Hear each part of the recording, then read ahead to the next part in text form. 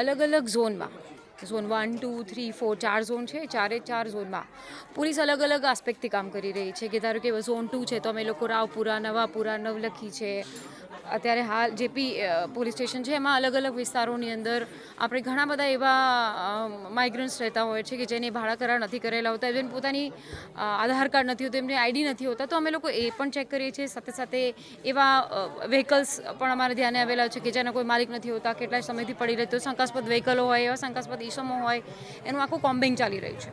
Madam, કામગીરીની ગુપ્તતા કેટલી પડે?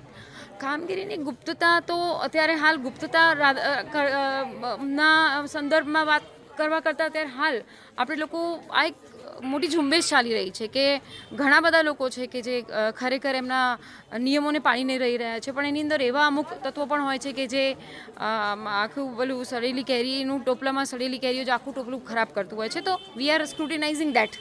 તો મેડમ, કેટલા વેરિફિકેશનમાં કેટલા આરોપી મળી આવ્યા છે? ના, અત્યારે હાલ ચાલુ છે. અત્યારે હું આંકડો ના કહી શકું. ધીમે ધીમે તમે આ તો ઘણા લાંબુ આખા વીકની અલગ પ્રકારની કોમ્બિંગ ચાલી રહી છે, તો એનો ટોટલ પછી જાહેર કરવામાં આવશે.